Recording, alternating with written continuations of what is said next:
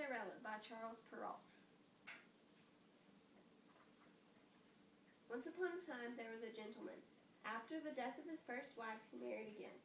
His new wife was proud and haughty, as were her two daughters. His own daughter, however, was exceptionally gentle and kind.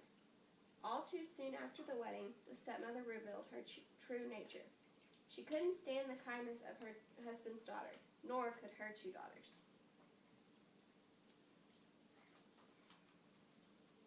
The stepmother made the poor girl do all the housework and sent her to sleep on a straw mattress in the attic.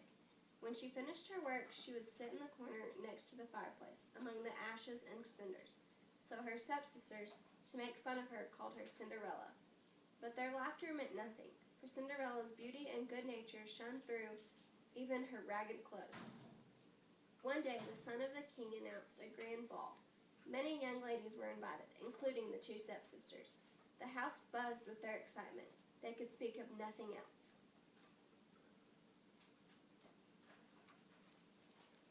"I," said the older daughter, "will wear my red velvet dress and my lace collar."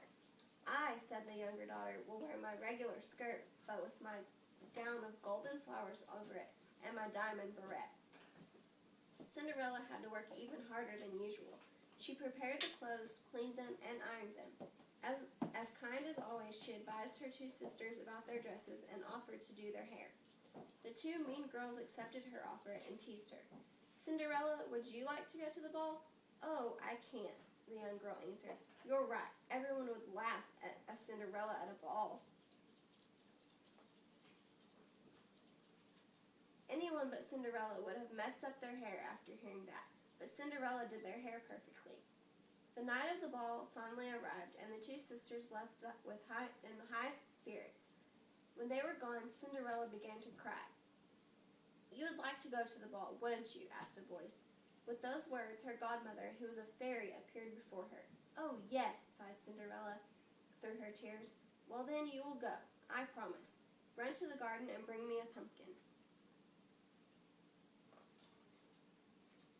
Cinderella picked the most beautiful pumpkin she could find. Her fairy godmother hollowed it out and struck it with her wand.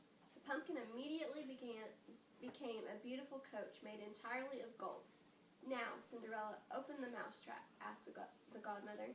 Cinderella obeyed, and with a wave of the wand, each mouse that scurried out was transformed into a dappled gray horse. And so the carriage had a magnificent team of horses to pull it. Then, with two more waves of the wand, the fairy godmother transformed a rat into a stout coach driver with a superb mustache and 6 lizards into footmen dressed in bright colors.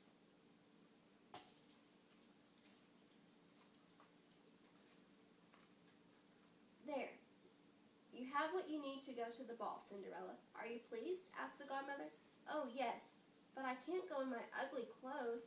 So her godmother touched her with her wand, and her rags were transformed into a gold-silver gown, embroidered with precious gems, and a pair of dazzling glass slippers. She warned Cinderella, "Make sure you leave the ball before midnight. At midnight, everything will return to what it was before." "I will," said Cinderella, and off she went.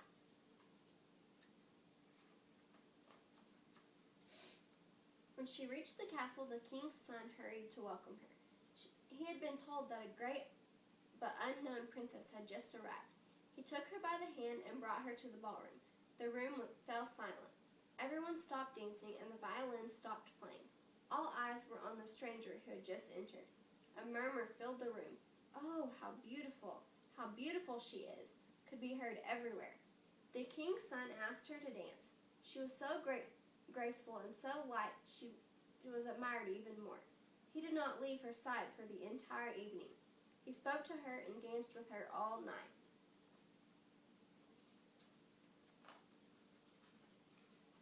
Cinderella, charmed by his words, forgot everything.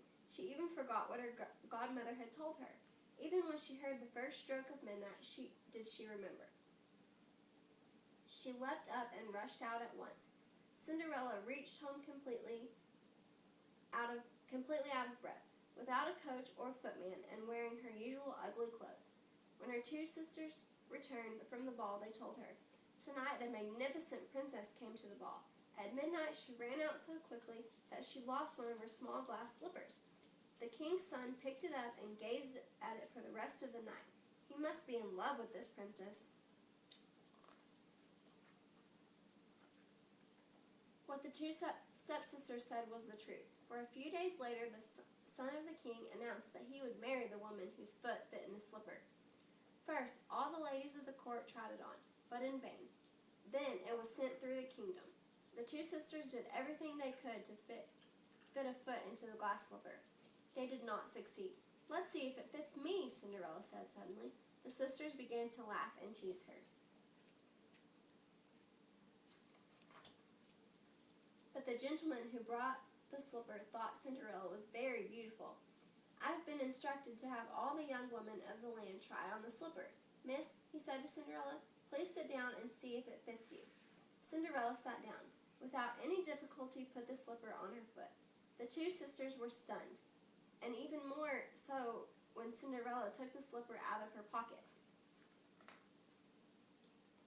On top of everything, the fairy godmother returned, and with a stroke of the wand transformed Cinderella's clothing. "Oh, the princess from the ball!" the two sisters cried. forgive us for all the bad things we did to you," and they threw themselves at her feet. Cinderella forgave them. Then she said she went to meet the king's son, who found her even more beautiful than he remembered. They were married a few days later. And Cinderella, as good as she was beautiful, invited her two sisters to live in the castle and married them off to two of the lords at the court.